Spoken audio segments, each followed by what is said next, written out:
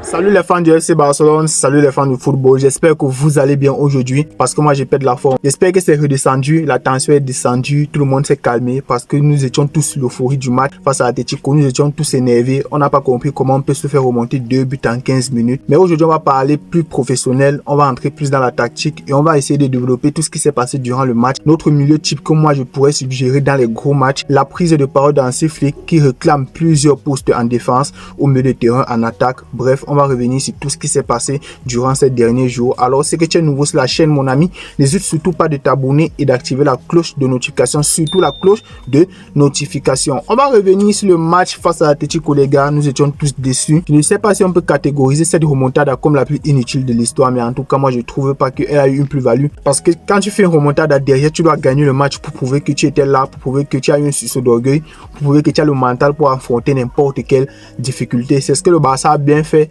en première période, mais vous connaissez tous la fin du match, vous connaissez tous le résultat final. Nous allons revenir sur les paroles de Hansi Flick qui certes n'était pas content de l'égalisation de Sorloth. Il y a plusieurs vidéos qui le disent qu'il était vraiment fâché, mais le sursaut d'orgueil que le FC Barcelone a fait preuve ce jour-là et les 4 buts que l'on a marqués, le mental que le Barça a fait preuve ce match, vraiment ça l'a satisfait. Mais aussi, il a félicité ses deux centraux Inigo Martinez et Pau Cubarsí qui ont livré un match de patron. Le poste en défense où il a beaucoup de mal, ce sont les latéraux qui sont extrêmement fatigués. On utilise beaucoup Koundé cette saison, ainsi que Baldé, dont les deux latéraux sont extrêmement utilisés. Pourquoi? Parce que les latéraux présents sur le banc de touche ne sont pas à la hauteur. C'est vrai qu'ils peuvent dépanner sur quelques matchs en Liga, mais si on veut parler globalement dans les gros matchs, dans les matchs à enjeu, on ne peut pas les mettre titulaires, on ne peut pas vraiment leur faire confiance. Je parle ici à l'occurrence de Gérard Martin et Hector Ford. Donc, Flick a dit à Deco qu'il voudrait un latéral de renom, un latéral de classe mondiale qui peut jouer aux deux postes. Je vais mettre une capture d'écran. Vous pouvez mettre au poste pour lui. Donc, en gros, Flick veut un latéral de classe mondiale. Le comble ici, c'est que Cancelo était là l'année passée, qui pouvait dépendre des deux côtés. Il a été prêté, c'est vrai. Mais moi, j'aurais aimé que le Barça puisse faire tout son possible pour l'acheter définitivement. Mais on a préféré plutôt pas le garder. Et aujourd'hui, moi, je regrette vraiment. Je regrette vraiment parce que Cancelo, il aurait tellement apporté. Cancelo, il a les capacités de jouer ailier gauche, ailier droit, latéral droit et latéral gauche. Mais le problème avec ce dernier, c'est quoi? C'est que défensivement, ça ne va pas trop. Ce n'est pas le meilleur défensivement et ça, tout le monde le sait. Mais offensivement, il aurait tellement apporté au FC Barcelone. Technicité, expérience, vista et tout. Il est tellement propre techniquement. Tout le monde ici connaît Cancelo, quoi. J'espère vraiment que c'est le latéral qu'on va aller chercher. Il est en Arabie Saoudite aujourd'hui, je pense. Je crois qu'il a Al Ittihad ou c'est Al Hilal. Oui, je pense. L'équipe qui joue en bleu là, non. Je pense qu'il est là-bas. Il fait partie des meilleurs latéraux de haut niveau dans le monde, très clairement. Ensuite, il ne veut pas qu'un latéral, les gars. Il veut aussi un gardien de but sûr. Bon, c'est vrai que Chesney fait le boulot, mais il est déjà vieux. Ter Stegen, ce n'est pas trop sûr que Hansi Flick lui fasse confiance, les gars. Moi, je vous dis ça. Et Peña aussi, moi, je doute beaucoup. Donc, le FC Barcelone est en train d'explorer la piste du gardien espagnol de Barcelone. Je vais vous mettre une capture d'écran qui illustre et vous pouvez mettre pause pour lire. Donc, le club est en train de chercher à recruter ce gardien. Je ne sais pas s'il est fort ou pas. Laissez vos avis en commentaire s'il est fort ou pas. Moi, en tout cas, je n'ai jamais regardé ces matchs. À ce qui paraît, il est fort de ce que j'ai vu sur Twitter. Mais bon, affaire à suivre. Et on va parler aussi du milieu de terrain. Et j'ai remarqué certaines lacunes de Frenkie de Jong au milieu de terrain, les gars. C'est vrai qu'il a été fort. Je ne vais pas dire que Frenkie de Jong n'a pas été fort durant tout le match. Il a été stratosphérique même.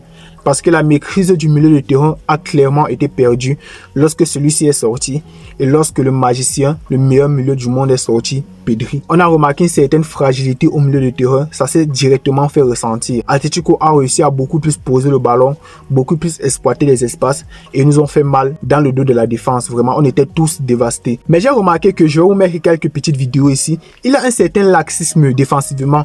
Je ne vais pas cracher sur le match de Frenkie de Jong, ne venez pas attraper ma veste. Mais je vais parler essentiellement ici là sur le plan défensif. Parce que dans les gros matchs à haute intensité, dans les Champions League et tout, il faut vraiment être au top défensivement. Le profil parfait pour jouer ce rôle défensif, c'est arracher sur tous les ballons. Je pense vraiment que Casado, il est au-dessus de De Jong sur ce côté-là. Et d'ailleurs, j'avais fait une vidéo où je parlais de ça. Casado, il y a certaines mains transversales. Bon, on va dire transversales parce que Frenkie de Jong, ce n'est pas quelqu'un qui est trop fort là-dessus. Même s'il peut le faire, mais ce n'est pas du calibre de Casado, moi je trouve. Parce que Casado, ce n'est pas quelqu'un qui réfléchit beaucoup. De Jong est beaucoup plus dans la conservation. Il peut jouer 8 notamment. Mais Casado en numéro 6, moi je trouve qu'il est beaucoup plus abouti, il est beaucoup plus complet que Frenkie de Jong. Frenkie de Jong, c'est celui-là qui va garder le ballon, distribuer, mais oser, parce qu'il y a beaucoup des appels de Rafinha qui ont été ignorés. Rafinha, durant tout le match, il a fait peut-être 4 à 5 appels, tranchantes même. Mais je me dis, Frenkie de Jong, pourquoi tu n'as pas balancé le ballon dans la course de Rafinha? Pourquoi? Il y a au moins 4 ou 5 appels qui ont été faits durant le match. Et j'ai vu Frenkie de Jong, il a gardé le ballon et moi, ça ne m'a pas plu. Il faut essayer, il faut tenter. Si vous remarquez, notamment dans les grands matchs cette saison, depuis le début de saison même, c'est Casado qui a lancé Rafinha contre le Bayern, contre le Real aussi. C'est lui qui fait la passe qui casse plusieurs lignes pour Lewandowski. Bref, Casado, c'est quelqu'un là qui ne réfléchit pas trop. C'est vrai qu'il est très fort aussi dans la conservation. Mais si on veut parler des jeux longs, des jeux en transition, vraiment, il est le profil parfait. Donc moi, dans les gros matchs, mon milieu, ça sera quoi? Casado à numéro 6, il est beaucoup plus sûr. Regardez les vidéos, je vais encore remettre les vidéos, vous allez voir. Le laxisme de Frenkie de Jong nous a coûté le 2e et le 3e but de l'Atlético. C'est vrai qu'il y avait la fatigue, les gars, mais Casado, c'est quelqu'un qui ne va jamais lâcher son vis-à-vis.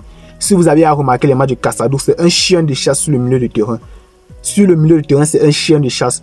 Donc pour moi, en 6, je mets Casado, qui est beaucoup plus défensif. Vraiment, quand on dit assise défensif, devant la défense, Casado pour moi est le meilleur profil. En 8, je mets Frenkie de Jong. Ce dernier peut largement jouer à ce poste. C'est vrai que ce n'est pas le level de Pedri, mais il peut largement jouer à ce poste. Et vous avez vu contre Atletico Pedri, sa faculté à se projeter, notamment sur le premier but du FC Barcelone, qui devait normalement être le poste de Dani Olmo. Après, j'ai dit ça, je dis rien. Pedri, il peut largement jouer 10. C'est vrai que ce n'est pas le poste où il est le plus épanoui. Et il a même déjà dit plusieurs fois en conférence de presse, si on veut avoir un milieu équilibré, je mets Casado en 6, De Jong en numéro 8 et Pedri en numéro 10, les gars. Si Hansi réussit à mettre en place ce milieu de terrain, il va rouler sur tous les milieux de terrain d'Europe. En défense aussi, je vais glisser quelques mots. Quand tu joues contre une équipe comme Atletico, qui se réveille notamment à la 85e minute, parce que c'est le money time là-bas, il te faut un défenseur rapide. Il te faut un défenseur solide défensivement. Le piège du hors-jeu ne marchait même plus d'abord. Si vous avez remarqué à la fin du match, ça ne marchait plus trop.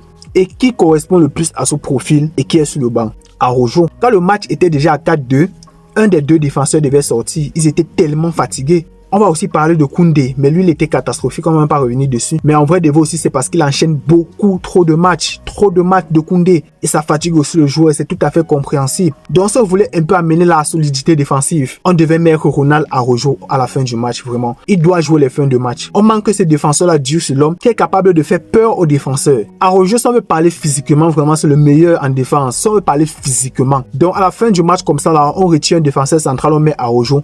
Et je pense que ça roule comme sur des roulettes. Pour terminer la vidéo, je vais rappeler ce que je vous ai donné, mon milieu type et pourquoi j'ai mis ce milieu de terrain, ma défense dans certaines phases de jeu et les informations sur un sifflet qui sont sorties sur son avis par rapport au match. Voilà, on se quitte sur ce point et j'espère que vous avez aimé la vidéo. Si c'est le cas, lâchez un gros pouce pour le partager et on se retrouve à la prochaine. Ciao.